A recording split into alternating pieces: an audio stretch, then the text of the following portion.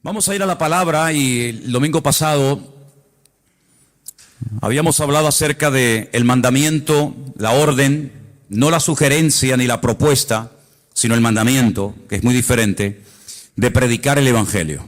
Esto se encuentra en Marcos capítulo 16 y vamos nuevamente a ir a esa porción y vamos a refrescar un poco la memoria. Vamos a hablar un poquito acerca de lo que se habló el domingo pasado y vamos a ir un poco más adelante, porque creo que es muy importante tener las ideas claras. No hay nada peor en esta vida que un creyente que no sabe ni lo que quiere. Y he encontrado mucha gente así, gente que se llaman cristianos, gente que van saltando de iglesia en iglesia, un poquito aquí, un poquito allá, un poquito con este pastor, un poquito con el otro pastor.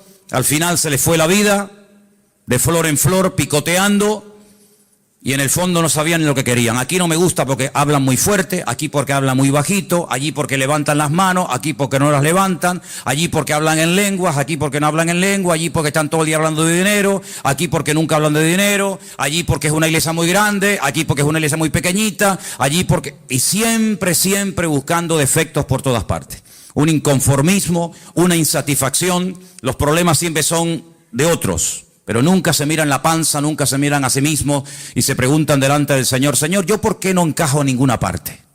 ¿Por qué no soy capaz de estar toda mi vida en un lugar? Yo no estoy diciendo que no hay momentos en los que uno tiene que plantearse seriamente qué hago en esta congregación donde no me están dando de comer. Yo no estoy hablando de eso. Hay momentos en los que si usted está espiritualmente pasando hambre sin necesidad, pues oiga, usted tendrá que plantearse con su esposa, con su marido y con sus hijos: Señor, muéstranos un lugar donde podamos comer. Pero no solamente, cuidado, un lugar donde podamos comer, sino un lugar donde podamos comer, donde podamos escuchar la sana doctrina, la palabra de Dios, sino que también podamos servir al Señor. Porque si usted está toda la vida comiendo y comiendo, puede ser que un día reviente. Entonces, recibimos, ¿para qué? Para dar. No solamente para decir, mira cuánto sé de la Biblia, he aprendido esto, he aprendido aquello, he aprendido tal, he aprendido cual, y bueno, ¿y ahora qué va a hacer con todo eso?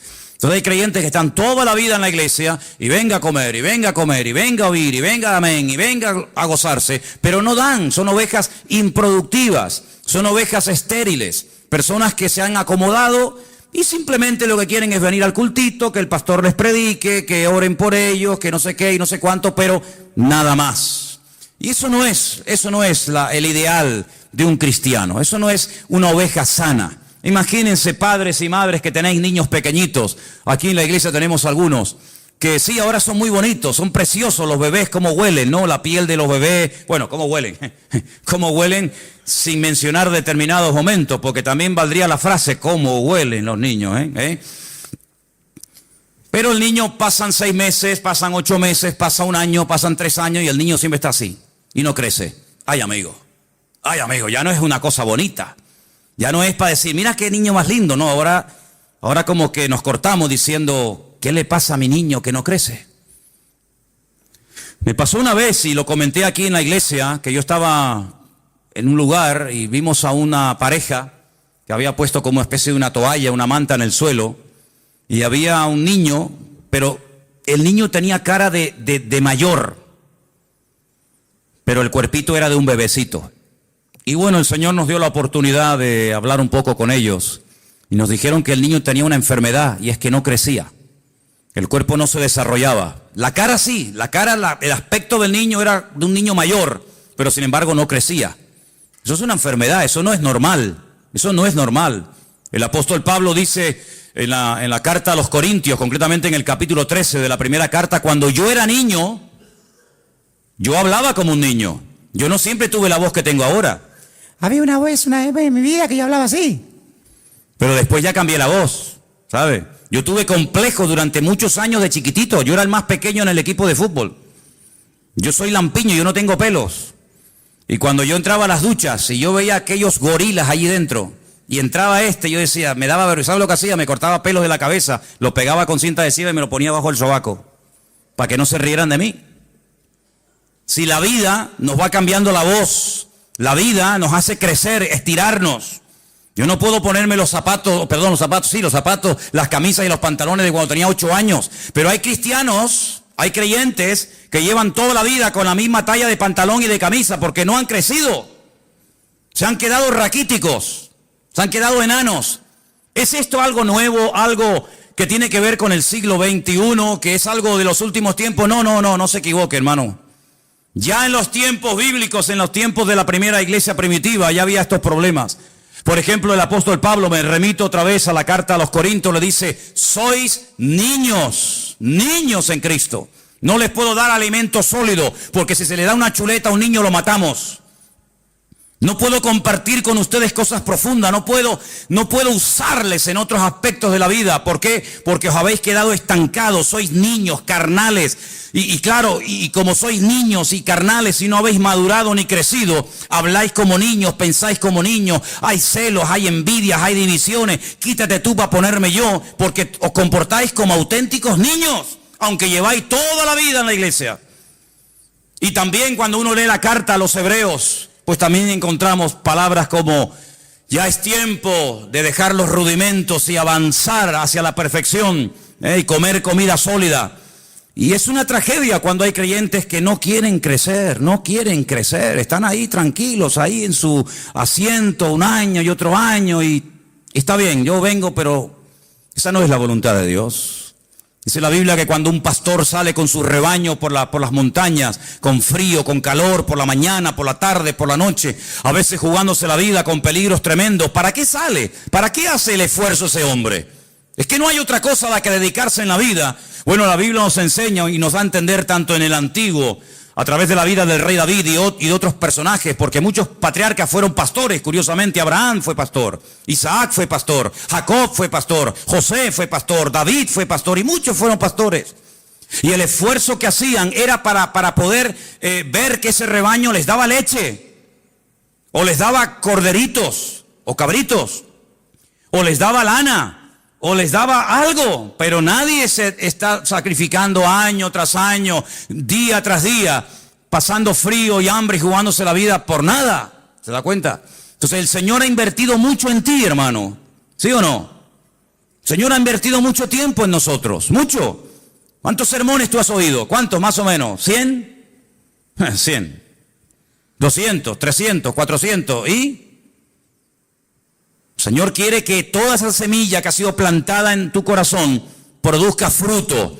¿Y qué dice el Señor? ¿Qué dice el Señor de un árbol que no da fruto? ¿Qué hay que hacer con el árbol que no da fruto? Según el Señor. Cortarlo. Y si lo dejamos para que decore, no, es que no hay objetos decorativos en el reino de Dios. En otros aspectos sí, pero en la iglesia nadie es un objeto decorativo. Vamos a poner el púlpito aquí, una plantita y al hermano al lado, así, quietito, sin moverse. No hay objetos decorativos en el reino. Dice el Señor que llegó a maldecir el Señor Jesucristo a una higuera porque daba un aspecto pero eran falsos. Estaba cargada de hojas. Y se acercó y dice la Biblia que la maldijo porque tenía hambre y no había fruto en ella. Dijo, ¿para qué queremos una higuera que no dé fruto? Está inutilizando la tierra y impide el crecimiento de otros árboles. Alguien le dijo, bueno, vamos a darle otra oportunidad, vamos a abonarla, bueno, ok, una oportunidad más. Pero si no da fruto, me la cortan y la tiran al fuego. Así de claro. Entonces, cuando uno va a la palabra del Señor, en el capítulo 16 de Marcos, vimos la semana pasada que el Señor a sus discípulos primero les reprochó su incredulidad y su dureza de corazón. Versículo 14, Marcos 16, 14. Les reprochó, les echó en cara lo duro que todavía eran, lo incrédulos que todavía eran. ¿Cómo es posible que a veces le cuentes a un cristiano un milagro y te diga, bueno, ya no sé, no será una exageración lo que me estás contando? ¿Cómo puede ser que haya cristianos que duden del poder de Dios? ¿Cómo puede ser que haya iglesias y denominaciones enteras que digan que hoy en día Dios no hace milagros? Entonces, ¿yo qué soy? Si yo entré a la iglesia la primera vez en mi vida a robar, y entré enfermo, y entré endemoniado, que no podían conmigo 8 hombres. ¿Y yo qué soy? Señor, ese día me sanó, me salvó y me liberó.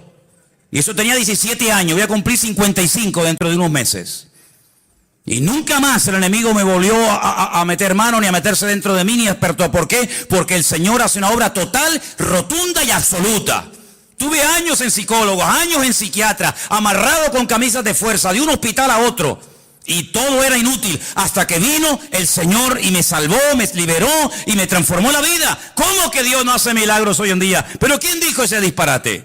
Lo que pasa es que no los hace a través de tu vida, ni tú los ves, porque tú eres un incrédulo que tienes la cabeza así de gorda, llena de Biblia, pero tu corazón está seco porque no tienes comunión con Dios. Y el Señor, cuando va a su palabra, nos dice: prediquen el evangelio. Pero espere un momento. Pero cuando usted predica el evangelio, cuando usted obedece y pone en práctica la palabra, dice: señales seguirán. Las señales siguen. No es que usted tiene que ir detrás de las señales, no, yo no sigo ni señales ni sigo a nadie, yo sigo a Cristo. Y dice la Biblia que el bien y la misericordia tienen la orden de parte del Creador de seguirme hasta el fin del mundo. Y Él nos protege y Él nos cuida y Él nos bendice. Pero cuando obedecemos, ¿y qué hay que obedecer? Predicar el evangelio. ¿A quién? A toda criatura. ¿Eso lo dice la palabra de Dios, sí o no? Ir por todo el mundo y predicar el evangelio a toda criatura. Está hablando con judíos, no está hablando en una iglesia evangélica donde es normal predicar el evangelio. ¿Qué vamos a predicar? Donde es normal ir a China, Japón, a Cuba, a América, Europa. No, estamos hablando hace 2000 años con un grupito pequeño de judíos. Y los judíos decían: yo no salgo de mi tierra para nada, porque fuera de mi contorno, fuera de mi frontera, lo que hay son los goyim. Y los goyim son los perros, los gentiles, que no merecen nada. Por eso Jonás se metió en un barco y le preguntaron: vamos a ver, pero ¿tú a qué te dedicas? ¿Cuál es tu oficio en la vida? Y dice: yo soy profeta del Dios Altísimo.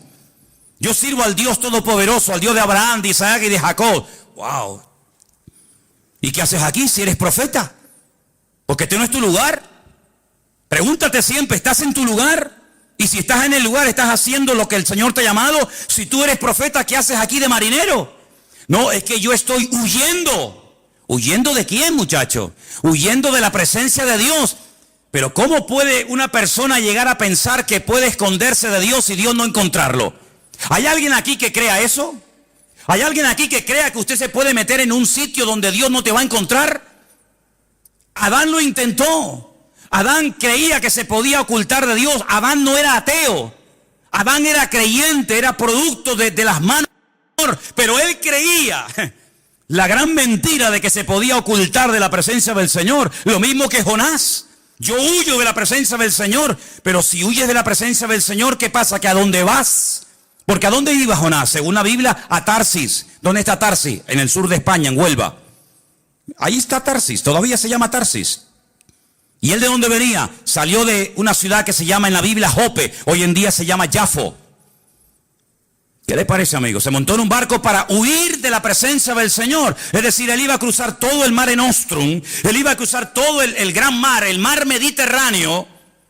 Porque decía: aquí vive Dios en Israel, en el templo de Jerusalén. Pero allí, en el otro extremo de la tierra, Dios no está. Y entonces allí no está la presencia del Señor. Por lo tanto, allí puedo hacer lo que me da la gana. Vivir en desorden, vivir en rebeldía. Porque Dios vive allí, pero más allá ya no está. Se equivocó. No hay lugar en el mundo, ni fuera del mundo, del cual te puedas esconder de Dios. A todo lugar donde vayas, de día o de noche, el Señor sabe dónde está. Sus ojos recorren toda la tierra, dice la palabra del Señor. Por lo tanto, es inútil huir de la presencia del Señor. Pero él, ¿por qué huía? Porque le había dado el Señor la orden de ir a un país extranjero, a otra cultura. ¿A dónde? A Nínive. ¿Y eso dónde queda? En Irak. Ay, amigo. Y allí era la gente terrible, terrible. Allí eran, pero vamos, salvajes, auténticos salvajes, como siguen siendo hasta el día de hoy. Como siguen siendo las peores barbaridades y las peores torturas y las muertes más viles y humillantes y crueles se siguen todavía desarrollando y manifestando en esas culturas. Y lo filman y lo suben a internet para que todo el mundo vea los salvajes que son. Tremendos, siguen siendo iguales. El espíritu no ha cambiado. Y dice: ¿quién? Yo ir a Nínive para que se arrepientan. Y si se arrepienten, Dios los va a perdonar. De eso nada. Por lo tanto, si yo no voy y si yo no les predico, no les vendrá convicción de pecado, porque el mensaje era muy cortito, pero era muy claro. Dile a los habitantes de Nínive que dentro de 40 días, si no se arrepienten, destruyo la ciudad entera. Y Jonás dice, 40 días. Pues ya está, fácil. Yo me voy de la presencia de Dios, no les predico, si no voy yo nadie va. No hay internet, no hay WhatsApp, no hay nada. Y dentro de 40 días, qué bueno, el Señor se los cargó a todos. El Señor dijo, no, eso es lo que tú te crees. Pero Dios nunca pierde, Dios siempre gana. ¿Cuántos dicen amén? Diga conmigo, Dios nunca pierde, Dios siempre gana. Más fuerte, Dios nunca pierde, Dios siempre gana. Que te tiran por la borda y prefieres morir ahogado, no te lo crees ni tú, querido. Yo no sé silbar, pero si supiera, trágate a este. Ya verás cómo le quito la tontería. Cuando él se metió dentro de aquel submarino, dentro de aquel enorme pez, y comenzó a sentirse mareado, y una noche, y 2 noches, y 3 noches, dijo, Dios mío, sí voy, cuenta conmigo, allá voy. Pero fíjate tú, prefería morir antes de dar su brazo a torcer. Que no, ¿a que sí? Porque Dios nunca pierde, Dios siempre gana. Y vas a ir, quieras o no quieras. Así de claro. ¿Y qué pasó con Pedro? Porque eso fue en el Antiguo Testamento. Y Pedro, conociendo al Señor, viviendo con el Señor, Señor, lo que tú me pidas, ¿sí? Vete a casa de Cornelio a predicar el Evangelio. ¿A casa de quién? Cornelio. Cornelio es un centurión romano, imperialista, que nos tienen aquí todo el día el cuello trancado, que nos están amargando la existencia. ¿Cómo voy yo a ir a casa de un gentil romano? Pues vas a ir, quieras o no quieras. Y fue, y mire cómo empezó el mensaje. Ustedes saben cuán abominable es para un judío entrar a la casa de un gentil. Qué presentación más hermosa. Es como si yo dijera esta tarde, la verdad es que yo no tengo ningún deseo de verles las caras a ninguno de ustedes. La verdad es que yo estoy aquí por obligación, porque tengo que predicar, pero yo por mí me mandaría a mudar y lo dejaría todo. Pero vamos a ver, pero este hombre que está diciendo, este hombre se le fue la olla. Así empezó Pedro el mensaje. Así empezó. Porque no entendía que gente fuera de su cultura, de sus esquemas, entendieran el Evangelio. Pero el Señor ya lo había dicho, id por todo el mundo y predicad el Evangelio. Es decir, que desde el principio el Señor viene hablando acerca de que Él tiene un plan general. Y en ese plan entra la salvación de todas las naciones de la tierra.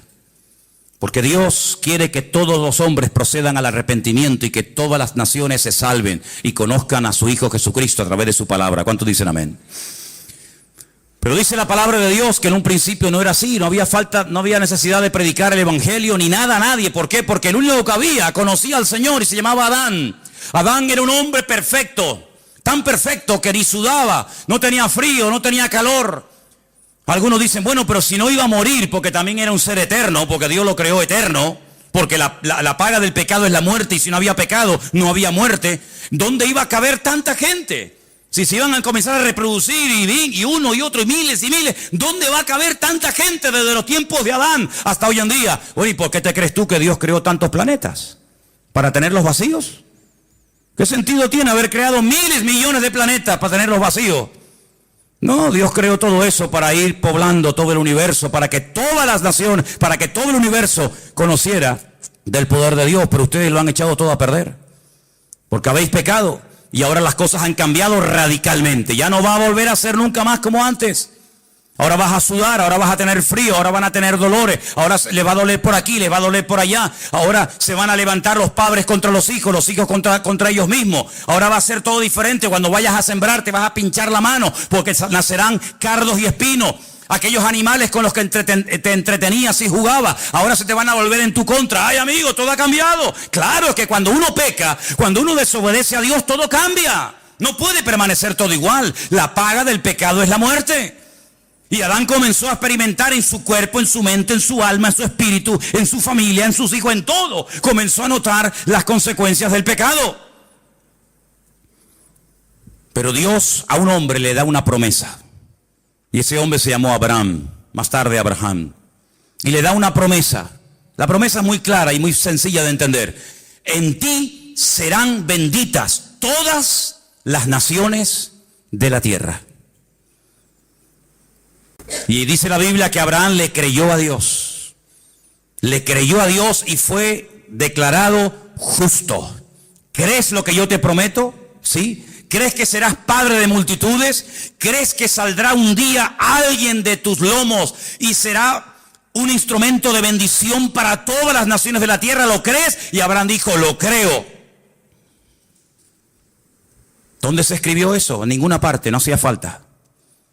Él le creyó a Dios y su fe fue contada por justicia. Entonces, ¿por qué casi 500 años después Dios da la ley? Si ya había dado la promesa y Abraham la había creído, ¿para qué tuvo que dar la ley? ¿Qué sentido tiene? Porque Abraham no necesitaba leer la Biblia. Abraham oía a Dios y lo entendía. Vas a ser padre, amén. Cámbiate el nombre, amén. Vas a tener un hijo que a través de él vendrá la promesa, amén. Vete mañana y me lo sacrificas sobre un altar en el monte Moriah, amén. Él tenía una línea directa con Dios, le entendía perfectamente. Él le transmitió su fe a su hijo Isaac. Isaac nunca leyó la Biblia, nunca fue a la iglesia, nunca tuvo un pastor, un rabino, un reverendo, pero ellos entendían a Dios. No vayas a Egipto, le dijo el Señor a Isaac. Dijo, pues no voy. ¿Dónde lo leyó? No hacía falta. Jacob, ¿dónde se congregaba? En ninguna parte. Pero sin embargo él tenía encuentro con ángeles, él hablaba con Dios. Dios le dijo, a partir de ahora te vas a llamar Israel. Jacob no, Israel. ¿Cómo tenían ellos tanta línea directa con Dios? José nunca leyó la Biblia. Uno de los hijos de Jacob nunca leyó la Biblia. Nunca fue al culto, nunca estuvo en una reunión. Sin embargo, un día le vino una mujer casada a proponerse acostarse con él. Dice, ni se te ocurra, yo no puedo hacer eso, pecaría contra mi Dios. Pero ¿dónde está escrito que eso es pecado? Dijo. ¿En qué libro? ¿Dónde está escrito que acostarte con la mujer de tu amo Potifar sea pecado? Aquí está escrito. No necesito ley, no necesito Torah, no necesito nada, porque yo conozco a mi Dios. Y como conozco a mi Dios, sé lo que le gusta y lo que no le gusta, lo que le agrada y lo que no le agrada. Y a Noé le dice, cuando construyas el arca, vas a coger 7 parejas de animales limpios y animales impuros y los vas a meter en el arca. ¿Y cómo sé cuáles son los limpios y cuáles son los impuros? Si eso no está escrito, yo te lo voy a decir. Entonces hubo un tiempo, hubo una generación, hubo un grupo de personas minoritarias que tenían un nivel de comunión, un nivel de santidad, un nivel de relación con Dios tan elevado que no necesitaban que nadie les predicara, que no necesitaban Torah, que no necesitaban ley ni mandamientos ni nada. Entonces la pregunta la vuelvo a hacer otra vez, ¿para qué Dios la dio? Si cuando Dios le hablaba a esta gente ellos entendían y obedecían, ¿para qué da la ley? Cuando la ley son 613 mandamientos.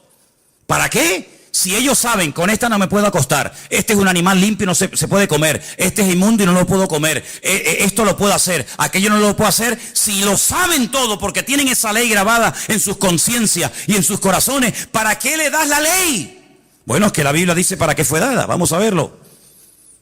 Gálatas capítulo 3, verso 19. Porque esta pregunta que yo estoy lanzando hoy a todos ustedes, esta pregunta no es la primera vez que un ser humano se la hace en la historia de la humanidad. Esta pregunta ya se la han hecho miles a lo largo de la historia. Por lo tanto, tiene respuesta. ¿Dónde está? En la Biblia. Vamos a verla. Gálatas capítulo 3, versículo 19. ¿Lo tienen, hermanos? ¿Para qué sirve la ley? Porque Abraham no la necesitó. Abraham se circuncidó él solo. Él solo, sí, él, y a su hijo, y al otro, y al otro. Entonces, ¿para qué fue, o para qué sirve entonces la ley? Amigo, escucha esto. Es que la ley fue añadida a causa de las transgresiones. Porque no todo el mundo era como Abraham, no todo el mundo era como su hijo Isaac o como su nieto Jacob, no todo el mundo tenía la espiritualidad y la santidad y el nivel de relación como tenía José. Ojalá fuera así, pero no era la realidad. Por lo tanto, hay que poner límites. Por lo tanto, la ley no fue dada para los buenos, sino para los transgresores, porque los buenos no necesitan ley. Dice, ¿qué ley le voy a poner a un obediente como Abraham? ¿Qué ley le voy a poner? No me obedezcas tanto. Oye, no tengas tanta fe. A los que hacen la voluntad de Dios, a los que conocen al Señor, no necesitan ley. Pero fue dada a los transgresores. Y ellos no eran transgresores, pero iba a haber muchos. Fue dada a causa de las transgresiones hasta. Ay, amigo, esta preposición es fundamental. Hasta. ¿Hasta cuándo? Viniese la simiente a quien fue hecha la promesa. ¿A quién se le hizo la promesa? A Abraham. En ti serán benditas todas las naciones de la tierra. Cuando venga esa simiente, cuando se cumpla esa promesa que yo te he dado, hasta ese momento llega la ley. Mientras tanto, no. Entonces dice, hasta que viniese la simiente a quien fue hecha la promesa y fue ordenada por medio de ángeles en mano de un mediador. Y el mediador no lo es de uno solo, pero Dios es uno solo. Luego, ¿la ley es contraria a las promesas de Dios? Dice, en ninguna manera. Pero si por la ley, porque si la ley dada pudiera vivificar, la justicia fuera verdaderamente por la ley. Mas la Escritura lo encerró todo bajo pecado, para que la promesa que es por la fe en Jesucristo fuese dada a los creyentes. Pero antes, escucha, antes de que viniese la fe, estábamos confinados, encerrados, enclaustrados bajo la ley. Encerrados para aquella fe que iba a ser revelada. De manera, versículo 24, que la ley ha sido nuestro ayo, para llevarnos ¿a quién? Para llevarnos a Cristo. Yo pregunto, ¿vino ya Cristo o no ha venido todavía? Porque en Israel lo están esperando, dicen que no ha venido. Pero yo pregunto hoy en Santa Cruz de Tenerife, ¿Cristo ha venido, sí o no? Bueno, pues sí ha venido. Y dice aquí, de manera que la ley ha sido nuestro ayo para llevarnos a Cristo, a fin de que fuésemos justificados por la fe. Pero venida la fe, ya no estamos bajo ayo. Ya está. Si usted no entiende esto, pues oiga, yo intentaré explicárselo lo mejor que pueda. Pero está tan claro, pero tan claro. Abraham, te voy a dar una promesa. Pero entre la promesa y el cumplimiento de la misma van a pasar muchas generaciones, muchos siglos. Y yo conozco al ser humano, porque si cuando eran perfectos y hablaban conmigo todos los días, pecaron y desobedecieron, imagínate ahora que ya le dieron lugar al pecado, que ya han probado la rebeldía y la desobediencia. Si antes no pudieron mantenerse en santidad, ¿cuánto menos ahora? Por lo tanto, entre que te he dado la promesa y hasta que venga la promesa, y la promesa es Cristo, van a pasar muchas generaciones, muchísimas, miles y miles de personas. ¿Cómo hacemos para que esto no se desmadre? ¿Cómo hacemos para que el mundo no se autodestruya? ¿Cómo hacemos para frenar la maldad? Poniendo leyes. Los casados, ustedes no pueden engañar a sus mujeres con otras mujeres. Mujeres, ustedes tienen que ser fieles a vuestros maridos. Hijos, tenéis que obedecer a vuestros padres. Agricultores, tenéis que hacer esto y esto y esto. Ganaderos, tenéis que hacer esto, esto y esto y esto. Solteros, casadas, viudas. Y hay un montón de leyes. Pero si yo sé que de aquí al Puerto de la Cruz o de aquí a los cristianos no puedo ir a más de 120, porque yo lo sé, ¿sí o no? Yo no necesito que por el camino me pongan carteles y carteles y carteles y carteles y carteles. 120, 120. Pero si ya lo sé. Pero entonces, ¿por qué se ponen? Porque siempre habrá alguno que aún, a pesar de que lo sabe, se va a pasar el límite y va a querer ir de 200.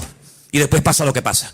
Si yo sé que en España se circula por la derecha y los que me vienen por la izquierda, yo no necesito tantas indicaciones, porque ya lo sé, ya lo aprendí, ya lo sé de toda la vida. Ay, amigo, pero hay gente que a pesar de esas leyes dice, no, yo me voy a ir por la izquierda. Y mira lo que pasa, los kamikazes que encima apuestan dinero, chocan uno con otro y se rompen familias y un auténtico desastre. Las leyes se ponen para los transgresores, no para los obedientes. Si usted ama a su esposa, usted no necesita poner un cartel en la puerta de su casa, no cometerás adulterio. Es que yo ya lo sé, José lo sabía, sin necesidad de ley. Pero dice la Biblia que el Señor dio la ley para parar, para frenar, para poner un coto, porque ellos vivían rodeados de amorreos, filisteos, jebuseos, cananeos, y aquellos eran un desmadre, un desorden de países. Comían de todo, se mataban unos a otros. Bueno, era terrible lo que esa gente hacía. Si yo cojo a mi pueblo de la esclavitud en Egipto y los meta a vivir con esta gente, se van a pudrir como ellos, se van a terminar matando unos a otros. Entonces pongo leyes. Por ejemplo, ¿por qué los judíos tienen la obligación o tenían la obligación en aquel tiempo de sacrificar en el altar animales como por ejemplo corderos, ovejas, bueyes? Porque eran los animales sagrados del enemigo. Y entonces, ¿qué es lo que hacía? No, de sagrado nada. Aquí el único sagrado es el Señor. Y puso leyes para marcar una diferencia, para que ustedes sean un pueblo diferente, que habla diferente, piensa diferente, viste diferente, actúa diferente. Pero el que sabe cómo soy yo, no necesita leyes. El que sabe cómo soy yo, como el caso de mi amigo Abraham, como el caso de José, y como el caso de otros personajes, ellos saben cómo tienen que vivir, porque tienen comunión conmigo. Pero ustedes, la mayoría, que no tienen comunión conmigo ni la quieren tener, yo a ustedes les tengo que meter leyes y leyes y leyes y leyes, y esto no, y esto no, y esto no. Y la ley, escúchame bien, no hay misericordia, no hay clemencia en la ley, no existe. Te para el guardia civil y usted va a 200 y le dice carnet de conducir, papeles del vehículo, no sé qué, no sé cuánto, y usted le dice, mire, ¿y no me podría perdonar? No. ¿Por qué? Porque la ley dice que usted se ha pasado el límite de velocidad y según la ley yo lo tengo a usted que multar. ¿No hay misericordia? No. ¿No hay clemencia? No. Y como le dijo una vez un hermano que venía conmigo en el coche, le dice, y si sigue hablando y protestando, también le voy a poner otra multa porque veo que no llevaba el cinturón de seguridad puesto, así que mejor estése calladito. Pues le van a caer todas encima. ¿Qué le parece, amigo? Entonces la ley tuvo un objetivo temporal, transitorio. Primero, poner freno, poner limitaciones al desmadre, a la carnalidad del hombre. Segundo, aunque le suene fuerte, hacerle la vida imposible al hombre. ¿Para qué? Para que llegue un momento en el que diga, yo no puedo con esto, Señor, esto es demasiado, esto es terrible. Señor, 613 mandamientos, pero si Adán tenía uno y era perfecto y no pudo, y a mí me manda 613, no puedo. Claro, pero te quiero llevar a un momento en el que digas, me rindo, yo no puedo con esto. Y entonces tendrás que pedirme ayuda a mí y en ese momento te mandaré a mi hijo, ¿te das cuenta? Porque la ley es un instrumento, no un fin. Y hay gente que se queda con el medio y no se da cuenta de que Dios utiliza cosas, pero todas esas cosas, ¿a quién apuntan? En la misma dirección. Apuntan a Cristo. Y si no entendemos que el evangelio, la figura central del evangelio no es el pastor, no es la iglesia, no son los milagros, sino que la figura central, el mensaje central del evangelio se llama Jesucristo, no vas a entender absolutamente nada, porque hasta que usted no entienda la base, usted no va a poder construir encima. Se le va a venir todo abajo. Y la ley es un medio, no un fin en sí mismo.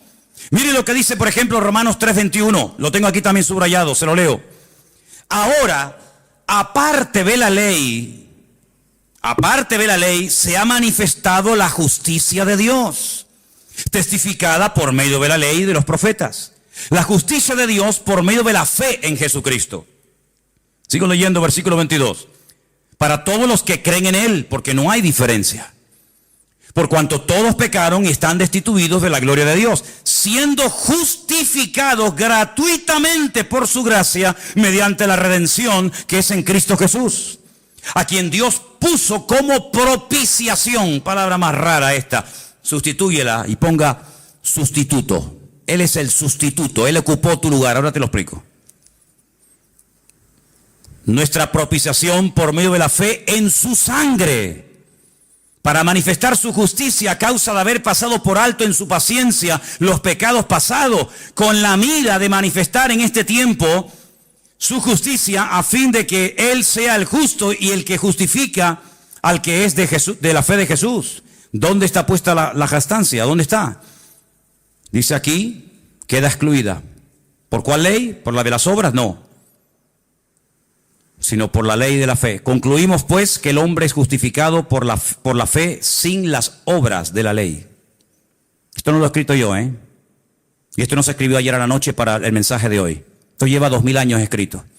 Conclusión, que el hombre es justificado por la fe sin las obras de la ley. Es decir, que si yo no cumplo la ley, yo me puedo salvar. ¿Cómo? Por la fe en el Señor Jesucristo. Pues esto es un disparate, para ti sí, para mí no. Para mí ha sido lo más maravilloso que he podido oír en mi vida. Que soy salvo por la fe en Jesucristo, no por lo que yo pueda llegar a ser, sino por lo que Él hizo por mí. Porque aunque intentara cumplirlo, no puedo, porque nunca daré la talla. Porque la ley de Dios es perfecta y el ser humano es imperfecto. Y como un ser imperfecto puede intentar o puede presumir de que Él puede cumplir con la ley. Imposible. ¿Es Dios solamente Dios de judíos? No, es también Dios de los gentiles. Y ciertamente lo es. Porque Dios es uno y Él justificará por la fe a los de la circuncisión, es decir, a los judíos, y por medio de la fe a los de la incircuncisión. Es decir, Dios dio una ley temporal y transitoria hasta llevarnos a la realidad del cumplimiento de la promesa. Y cuando la promesa vino, y la promesa fue el Señor Jesucristo, el medio dejó de cumplir su objetivo. Este vaso de agua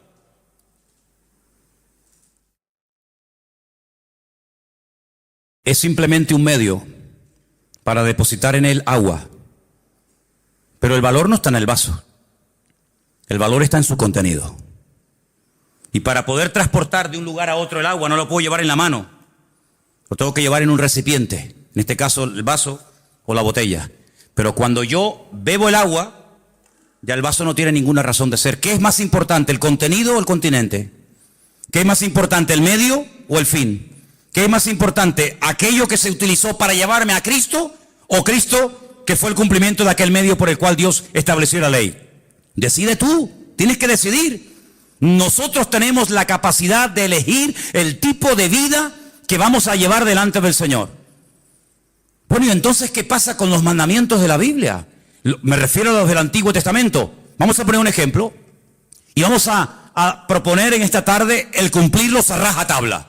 Voy a llevarles, por ejemplo, a dos versículos, Éxodo 23 y Levítico 23, ¿vale? Vamos a hacer la prueba. Éxodo, repito, 23:14. Y el otro es Levítico 23 también. Los dos capítulos 23. Vamos a ver. Vamos a ver. A ver qué nos conviene más. Éxodo capítulo 23. Dije que versículo 14. Vale, vamos para allá. 23:14. 3 veces en el año me celebraréis fiesta. 3 veces en el año me celebraréis fiesta. Halloween, Semana Santa y Navidad. ¿No? Eso no dice aquí. Pero que dice que hay 3 fiestas en el año que tengo que celebrar. Vamos a ver cuáles son. La fiesta de los panes sin levadura guardarás. 7 días comerás los panes sin levadura, como yo te mandé en el tiempo del mes de Abib. El mes de Abib, ¿cuál es ese mes? ¿Cuál es el mes de Abib? ¿Qué significa Abib? Tel Aviv. ¿No hay una ciudad que se llama Tel Aviv? ¿Y Aviv qué significa? Primavera. Como yo te mandé en el tiempo de la primavera. Porque en ese mes saliste de Egipto y ninguno se podrá presentar delante de mí con las manos vacías. Bien, ya sé cuál es una. Los panes sin levadura. 7 días comiendo panes sin levadura. Vale. Segunda, la fiesta de la siega. Bien. Y después, si quiere, podemos leer la otra que también nos dice que era la fiesta de los tabernáculos. Está en Levítico 23:34. Y ahora dice, 3 veces en el año, versículo 17, estoy aquí, 3 veces en el año se presentará todo varón delante del Señor. Vale, entonces según el Antiguo Testamento, estamos tratando de hacer una prueba práctica, objetiva, para ver si podemos cumplir con esto. 3 veces al año dice el Señor en su palabra que todo varón, luego las mujeres quedaban excluidas. No me dijeron nunca eso. Yo no sé lo que ustedes le dijeron, yo sé lo que estoy diciendo. Las mujeres no tenían obligación de hacerlo, los hombres sí. 3 veces al año, fiesta de Pascua o Pesaj. Pesaj significa saltar. Saltaron de la esclavitud a la libertad. Un poquito más adelante, 50 días más adelante, la fiesta que llamamos nosotros Pentecostés o Shavuot, la fiesta de las semanas.